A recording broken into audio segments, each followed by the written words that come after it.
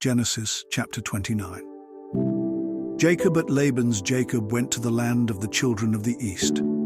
He looked, and behold, there was a well in the field.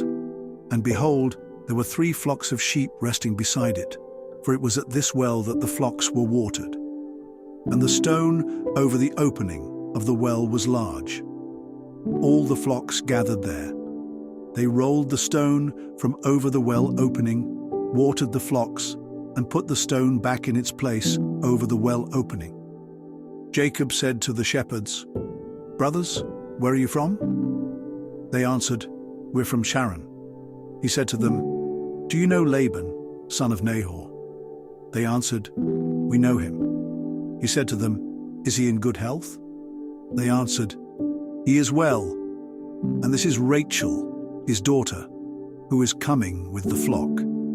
He said, "Behold, it is yet high day, and no time to gather the flocks. Water the sheep, then go and feed them."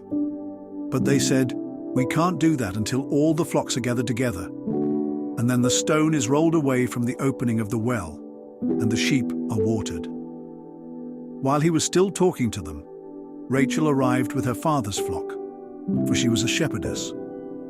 When Jacob saw Rachel, the daughter of Laban, his mother's brother, and the flock of Laban, his mother's brother, he went over, rolled the stone away from the well opening, and watered the flock of Laban, his mother's brother.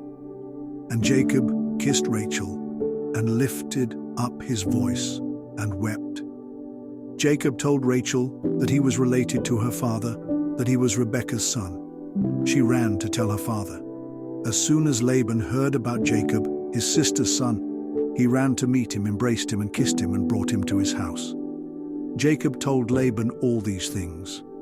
And Laban said to him, "You are my bone and my flesh." Leah and Rachel Jacob stayed with Laban for a month. Then Laban said to Jacob, "Because you are my kinsman, will you serve me for nothing? Tell me your wages." Now Laban had 2 daughters. The older was called Leah, and the younger Rachel. Leah had delicate eyes, but Rachel was beautiful in stature and figure. Jacob loved Rachel and said, "I will serve you 7 years for Rachel, your youngest daughter." And Laban said, "I'd rather give her to you than to another man. Stay with me." So Jacob served 7 years for Rachel, and they were to him as a few days, because he loved her. Then Jacob said to Laban, "Give me my wife, for my time is fulfilled, and I will go to her." Laban gathered together all the people of the place and made a feast.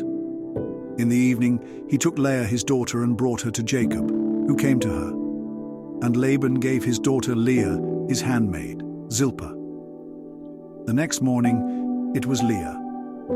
Then Jacob said to Laban, "What have you done to me? Was it not for Rachel that I served with you? Why have you deceived me?" Laban said, "It is not the custom in this place to give the youngest before the eldest. Finish the week with this one, and will also give you the other one for the service you'll do with me for another 7 years." Jacob did so and completed the week with Leah. Then Laban gave him Rachel, his daughter, to wife. And Laban gave Rachel his daughter Bilhah, his handmaid. Jacob also went to Rachel, whom he loved more than Leah, and served Laban for 7 more years. Jacob's children. The Lord saw that Leah was not loved, and he made her fruitful, while Rachel was barren.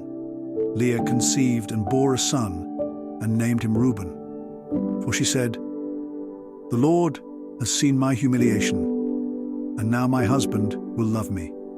And she conceived again, and bore a son, and said, "The Lord has heard that I am not loved, and he has also granted me this one." And she called his name Simeon. And when she was with child again, she bore a son, and said, "This time my husband will be with me, for I have borne him 3 sons." Therefore they called his name Levi. And she conceived again, and bore a son, and said, This time I will praise the Lord." Therefore she called his name Judah, and she gave birth no more.